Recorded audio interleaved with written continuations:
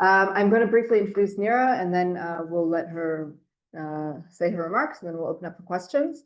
Nira Shpak is a resident and advocate for the Kfar Aza community and has served as a member of Knesset for Yesh Atid from 2021 to 2022.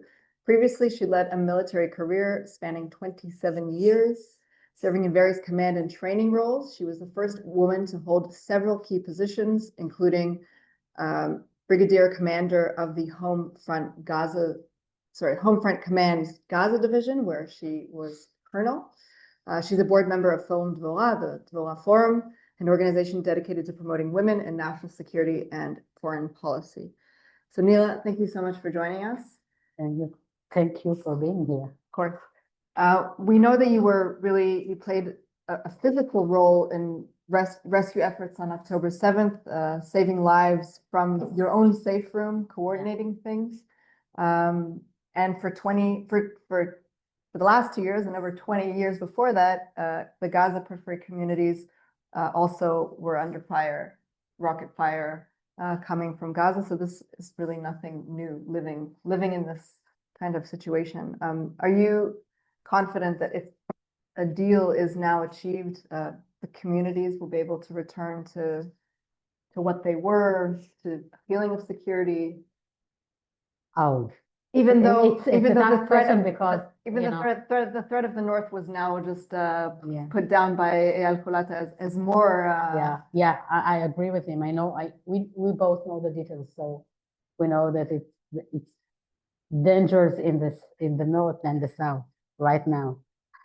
It is a tough question because, first of all, we'll never be the same again. Nothing is complete. We just need to know how to live with the holes that we have in everything, in every aspect of our life.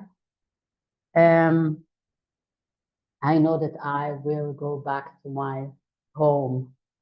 Very difficult to say home now. Like I've been in these 2 years in my home only twice. Yeah.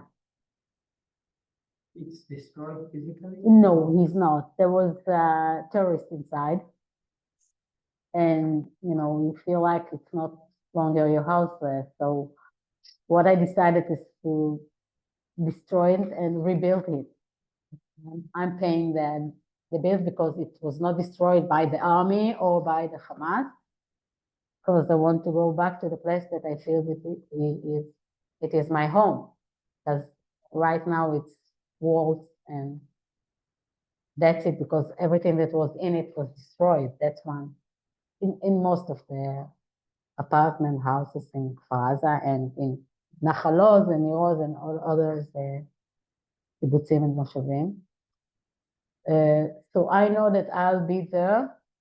And I hope that my grandchildren will go back to, even though my daughter said that she won't go back anymore to Kfar Aza because she said that she was an awful mother because she put her children in danger, and who can promise her that it won't happen again? To be 20 or 30 hours with your children in a shelter, hold the door and pray or do whatever, and you know that it's an evil word, that it's not a luck that your life and other murdered. And you think, again, if you can raise a family in a situation like that, and no one promised us that it won't happen again. I think that Chen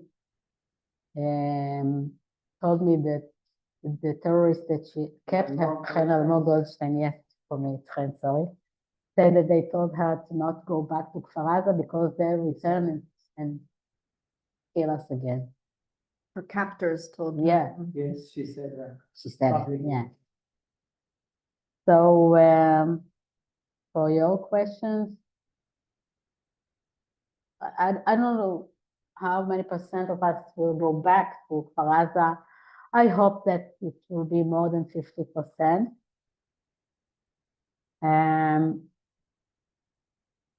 I think that any number that cross this line is this, it's a winning.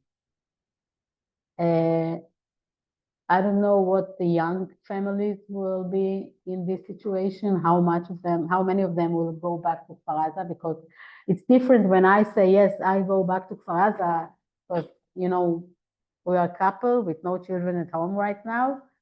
And it's different I think if someone will ask me that, if I have children in an age of 2 years old, babies, 5, 10. And we are fighting, I'm fighting. I'm here today because I'm still fighting for the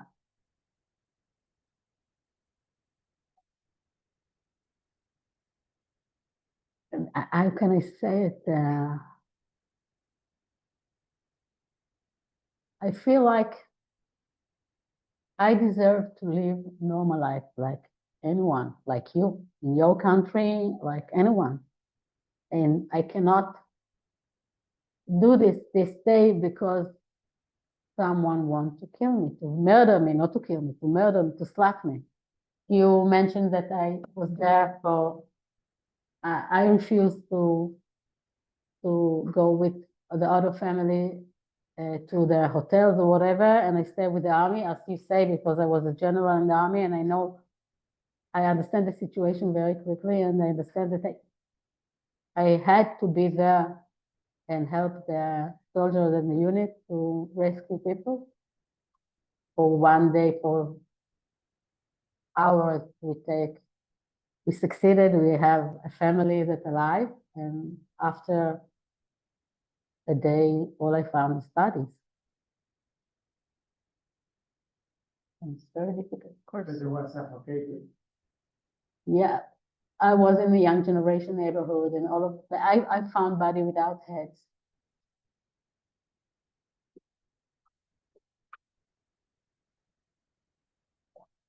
People you knew. Maybe we can open up to some other questions, perhaps on the situation itself now and what lies ahead. Yeah. Does anyone have a specific question, or maybe you want to address what you think, you know, given the talks that are happening right now, we've heard various voices of people, experts saying that they're confident that nothing will happen or that they're confident that something will happen. What are your thoughts? First thing I want to add to what Eyal Hulata says about the hostages. You know, I'm with the shirt of Gali and Zivi, the twins, they are from Kfar Aza, and this is, without them, without all the hostages, there is no future for the committee, for Israel. We prefer life over death. We prefer living, walking, be together, having festivals in the Negev. That's what we prefer. And this is what we can't do all the things without the ones that we love back in the families. That's why we always say, and we go to the street to say that this is the first condition that we have. I love the army. He failed on October 7th. I was one of the commanders, 26, 27, and another 30 in reserve. Till October 7th, I was still serving the army in reserve in the north, in the border of Syria and Lebanon. That's why I know also the north. And I trust them. I trust the Shin Bet. I trust the Mossad. I trust the IDF. And we felt on October 7th. We mean the idea. Yeah, I feel like I'm part of it. Not only the IDF, the government, everyone. I was a member of the Knesset. I saw what happened on the border, and I see them doing that and that, and people in the government look at me and says, you don't know what you're talking about. Yes, I know. And I hate to say that I was right, because the price we pay for staying there is too hard. So first of all, we want to bring back the hostages. And I want to say to put another thought about who are we, the Israeli one. You're talking with a person that lives in Kfar Aza, that her children called the Qassam generation because they was burned to the situation that they're always the Tzeva Adom, and they know the shelters, and they have smartphone in very young age because we have to know where they are every minute, every second. Not because we want them to play or to Google things. It's for their safe.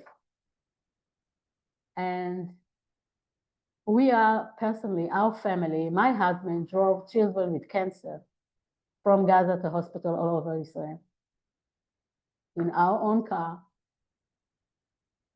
in our own time, paying for the gas and everything, because we believe that if they knew us and we help them and they help us, and they see that we are not evil like the Hamas says. We are human beings just like them that have families. I remember that in one of the times that my husband took a family to, I think it was to Sheba, he says, oh, the children is so cute. I want to buy him something, some toys, but you're not allowed to stop on the way and buy him something. Well, because it's humanitarian. Yeah, this is, yeah. And he says, I want to buy him something. He like a grandchildren, like the age of our grandchildren. And this is who we are. On the operation of Tzuk people from Kfar Aza collect clothes for the people in Gaza. At the same time that they are attacking us, because we believe that there is not everyone there is involved.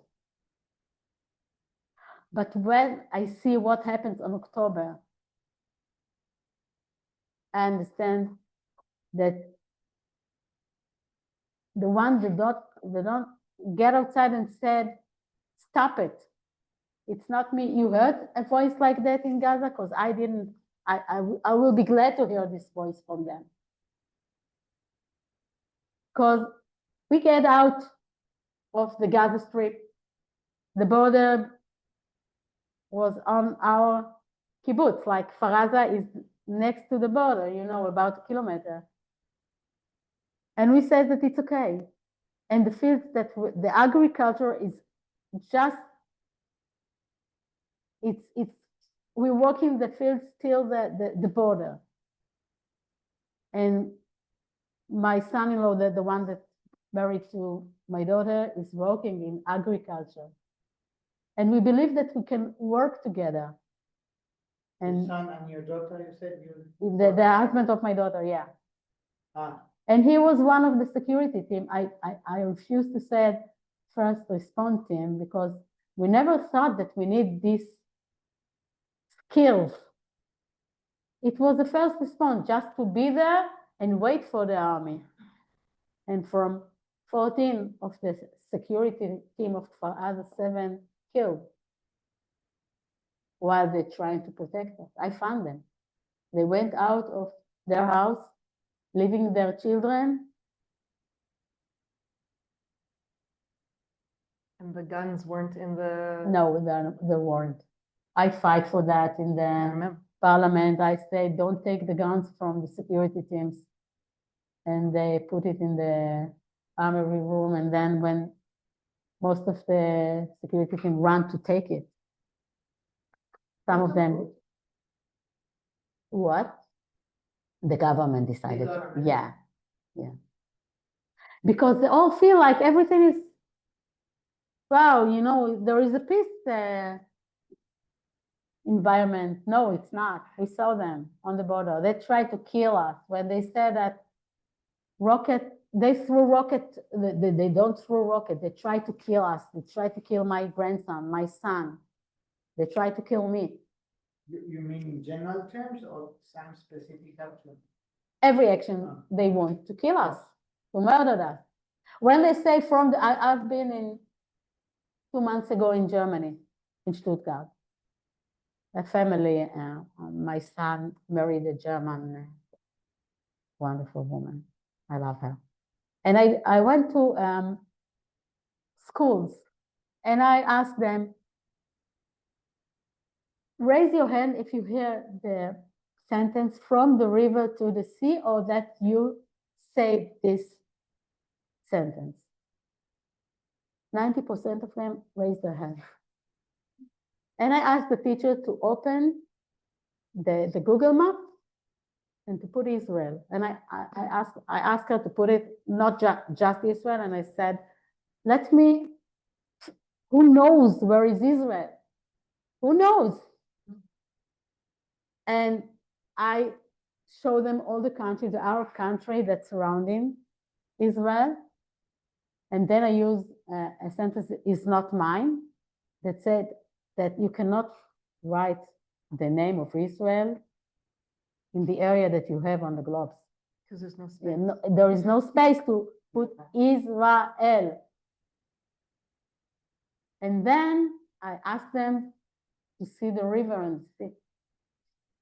Because one of the students said that the Hamas hold our hostages because we are not letting them to live a life of prosperity. And then I show him the river and the sea, and there is no Israel between the river and the sea if you take it. And then I zoom it to our kibbutz and show them the distance between our kibbutz and Jbalia and Sajaiya. And then I told them my story. And the teacher said, thank you, because we're not hearing this story. And I went there because I don't know if you know, but Gali and Tivi they're citizens of Germany. And we want to hear the voices of the country that they are representing here, because we cannot do it alone. It's not a problem of Israel only. It's not only the Hamas or the jihad, and other a proxy around the world. And I want to, I retired from the army and I want to have hobbies and travel around the world and do things that, I don't know what will happen in the next day. But I lose 2 years on pandemics. I said that I don't want to celebrate my birthday because I didn't use these 2 years. And now I have another 2 years that we're just fighting whatever we can to explain and to say that all we want first of all is to bring the hostages back and to go back to the kibbutz and live our life with our family and friends. On the way here, I spoke with my friend, Nurit. Nurit's daughter murdered on October 7th. And maybe you know the story of her family because Tomer Greenberg saved the twins, her grandchild. And her birthday is on October 6th. Yeah, Itai Berdichevsky is the father, yeah. Adar and Itai Berdichevsky. And on October 6th, she's supposed to celebrate her birthday. And she said, there is no birthday for me anymore. The question is why? Because they want to murder us. Because for them, I'm not exist. I don't have the right to breathe, to dream, to do things. And I don't think that in the media you see really what Israeli are. We have time for one last question, if anybody has. Yes. As a neighbor, how can you coexist with Gaza people in the fish?